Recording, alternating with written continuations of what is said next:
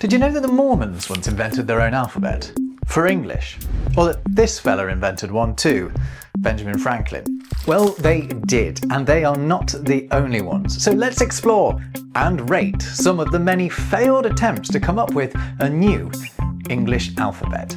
Welcome to another Rob Words. Now on this channel I've talked about alternative writing systems for English before. I have, for example, advocated a return to the runes that we used over 1,000 years ago for Old English, and I've even attempted to tweak our existing alphabet myself. Our current alphabet, borrowed from the Romans, is not fit for purpose. That's one of the big reasons why English spelling is such a disaster. We don't have the right letters to describe the sounds of our language. And because of that, there have been a multitude of attempts to come up with a new alphabet for English, and attempts by some surprising people. With that in mind, let's begin in 1850, in what would one day become the state of Utah, but at this point is the fledgling new home of the Church of Jesus Christ of Latter-day Saints, aka the Mormons. The leader of the church is a man named Brigham Young, who took over from the church's founder, Joseph Smith, he of Golden Plate's Book of Mormon fame, following Smith's death at the hands of an angry mob. After arriving in the Salt Lake Valley, the Mormons established the University of Deseret, Deseret being what they were calling their new home, believing it to be an ancient word for the industrious honeybee. And Brigham Young had a specific task in mind for the new Deseret University. He wrote, "I have asked the Board of Regents to cast out from their system of education the present orthography and written form of our language." He is asking them to come up with a new alphabet. He explains, as it is now, the child is perplexed that the sign A should have one sound in mate, a second in father, a third in fall, a fourth in man, and a fifth in many. He's got a point. Young also claimed that, as well as making learning to read quicker and easier for the kiddies, a new alphabet would also help non-English speaking converts to get to grips with the language and integrate better into Mormon society. So the Board of Regents did as they were told. It took them a few years, but eventually this is what they came up with, what became known as the Deseret alphabet. Blimey. I actually think it looks kind of cool. It's based around each letter having one single sound. You could call it phonetic, but it might be more accurate to call it phonemic. A phoneme is one of the little sound units that makes up a word. It's a bit like a syllable, but not quite. For example, the word the has two phonetic sounds, th and but the only has one phoneme, the sound or syllable, the. And so in Deseret, the word the most commonly used word in our language, by the way, is represented by a single character. How's that for efficiency? In fact, here it is on the cover of the Book of Mormon. Yes, the Mormon's sacred text, inspired by Joseph Smith's golden tablets, was rewritten in the new alphabet, making it look to my eyes all the more mystical. The Deseret alphabet had 38 characters that do very cleverly describe the sounds of the English language. It is a good way to write out English, but credit for that can't really go to the Mormons themselves. You see, they borrowed the repertoire of sounds that the letters represent in their alphabet from an existing alternative writing system. This one developed a few years earlier by British linguist Sir Isaac Pitman. This is his phonotypic alphabet, but he was also the inventor of Pitman shorthand, and you should remember that name because he's going to come up again later. But one of the men working on the Deseret alphabet was a fellow Brit, George D. Watt, the first person in Britain to be baptized into the Church of Jesus Christ of Latter-day Saints, and a man who was well aware of Pitman's work back home. So the Mormons essentially took Isaac Pitman's alphabet and swapped out all of his symbols for their own, resulting in this.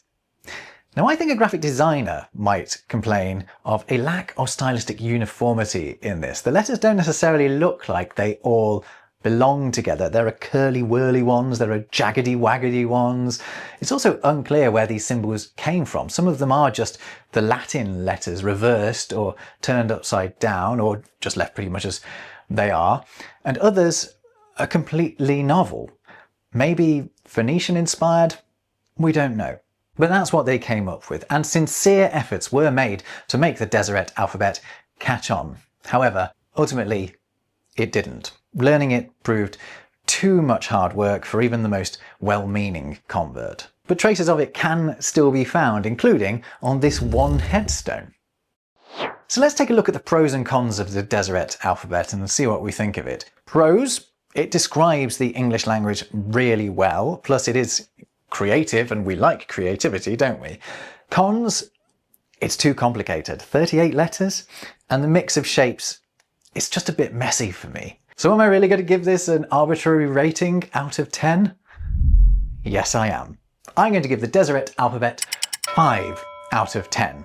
It looks good, but ultimately it failed. Nice try.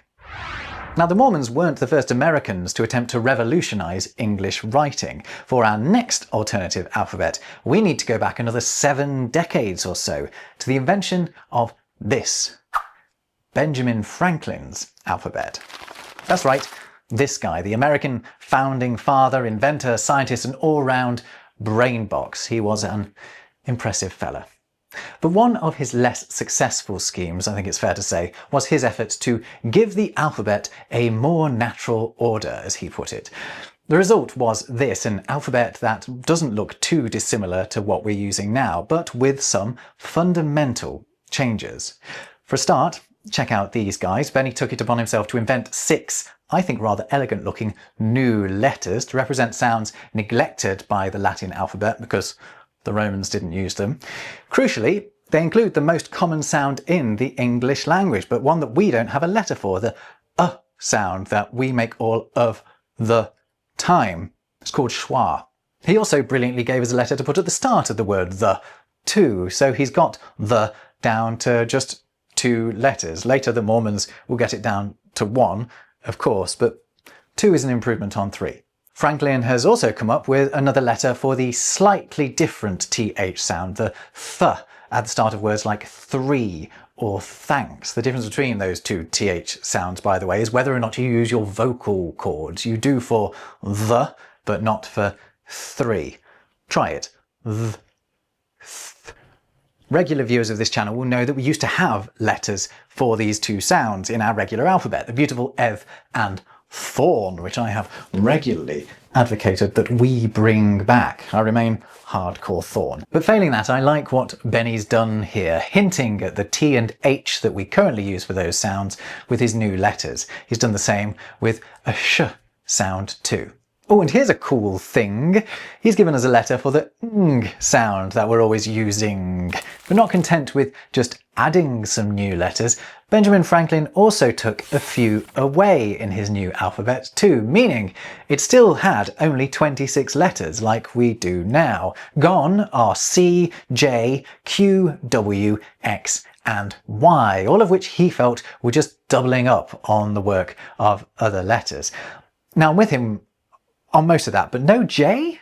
Really? The result of all of these changes is an English language that looks like this. This is actually a letter that he wrote to a woman who doubted the practicality of his new system. Note that it includes using double letters to make long vowel sounds, like we do in words like weed, except that he'd write weed like that. So let's read a bit of it, see if you can follow along, because I think that even without any practice, you can kind of make it out. He writes, "Dear Madam, the objection you make to rectifying our alphabet, that it will be attended with inconveniences and difficulties, is a natural one, for it always occurs when any reformation is proposed." Did you get it all?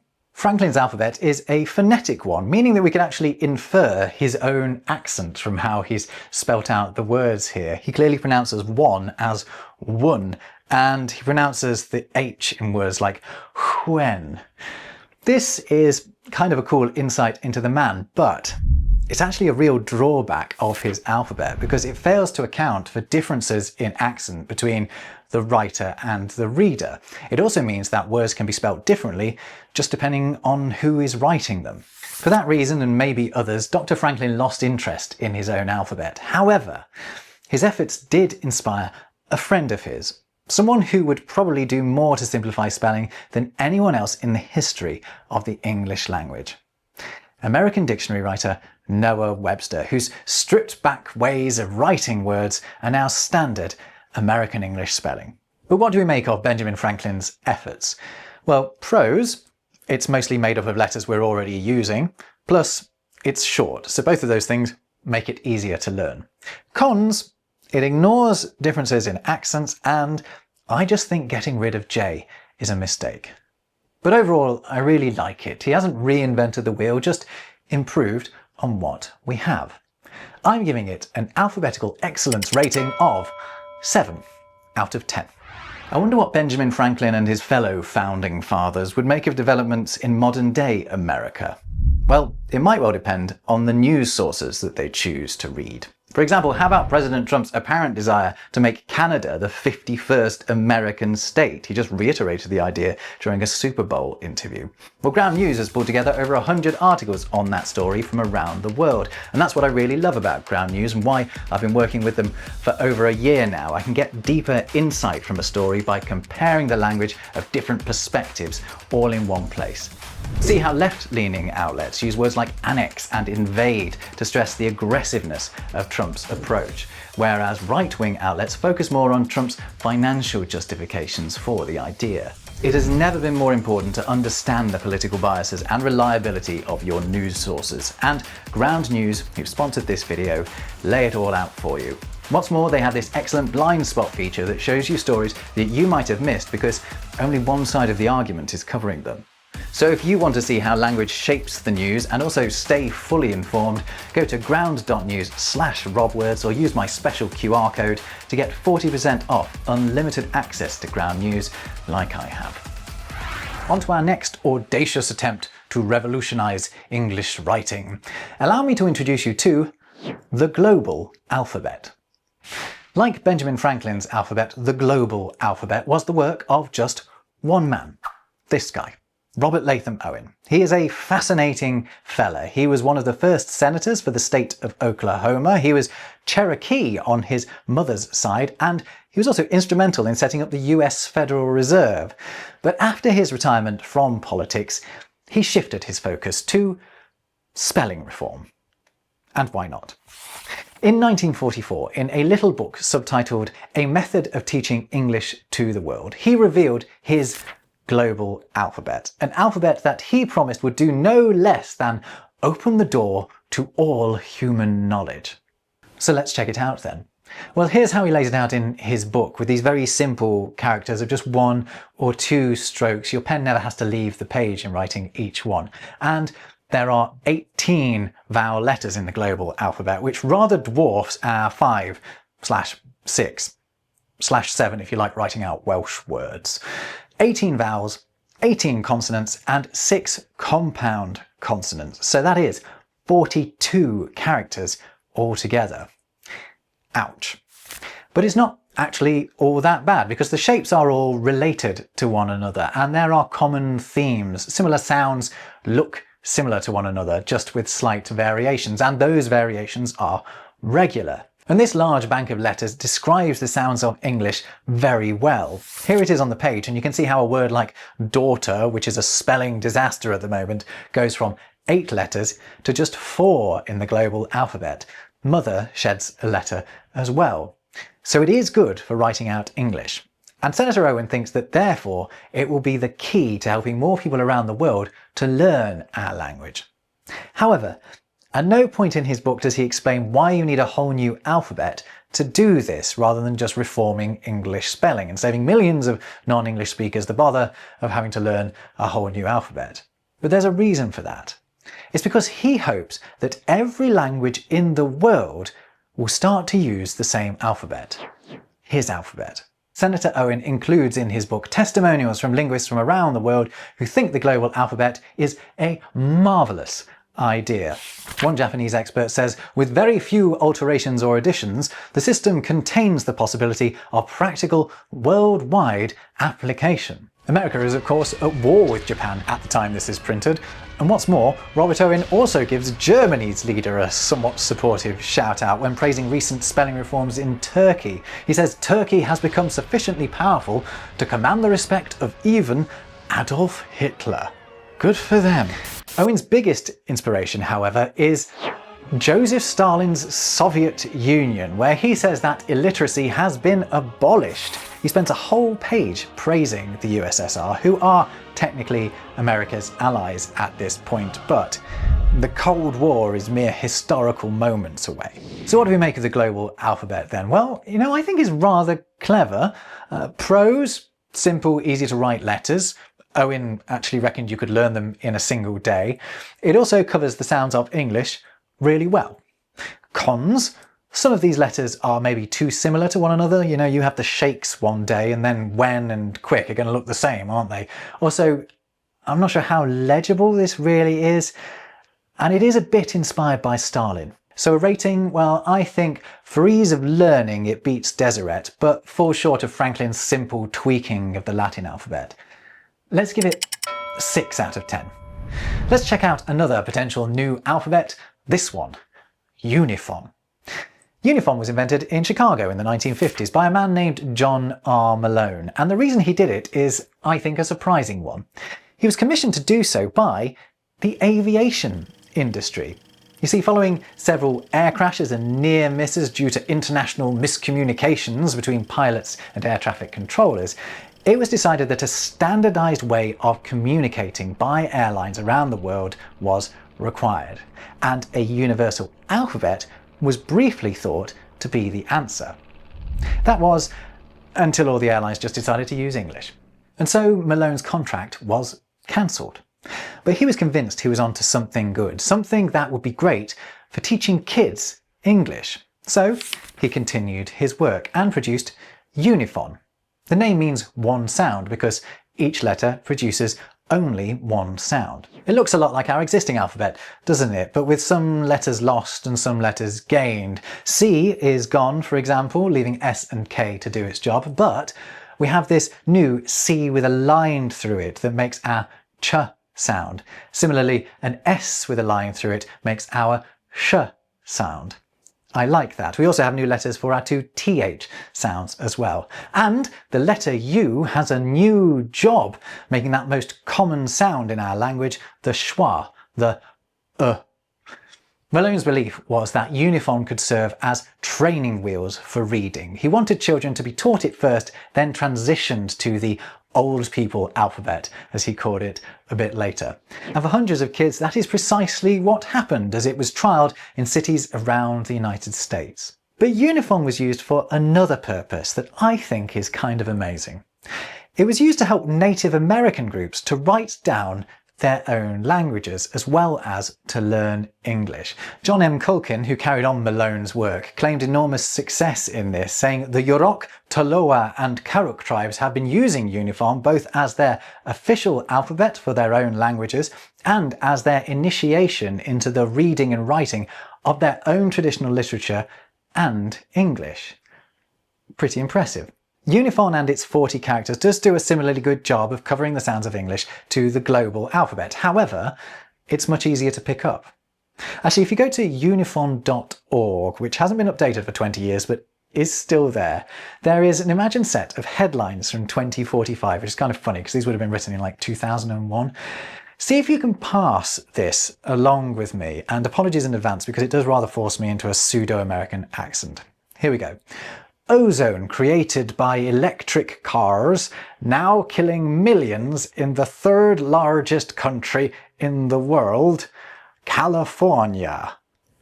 Could you keep up?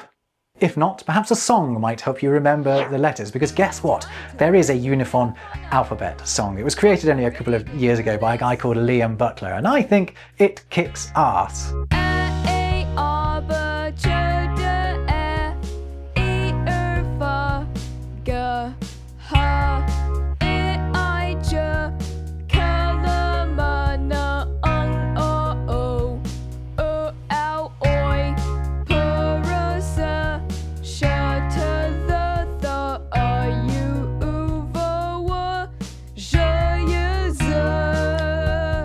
It goes on a bit compared with our existing alphabet song, but nice job, Liam. Now it's your turn.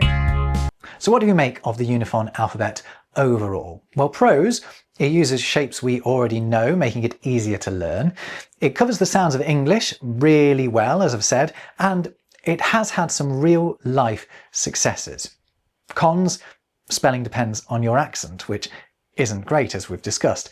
And the fact that all the letters are the same height, I think makes it a bit difficult to read.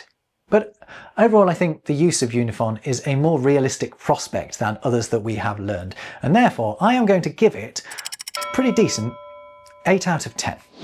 Now, our next alphabet is probably the most controversial of the alphabets that we've talked about, because this one was actually put into practice, and a lot of people made to learn it have said it did them more harm than good. This is the initial teaching alphabet. It was invented by a man named James Pittman. Now, do you remember that surname? James Pittman is the grandson of Isaac Pittman, the inventor of Pittman shorthand and the inspiration for the Deseret alphabet.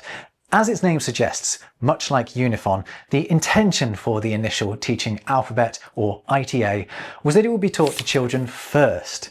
They'd then go on to learn the usual English alphabet afterwards.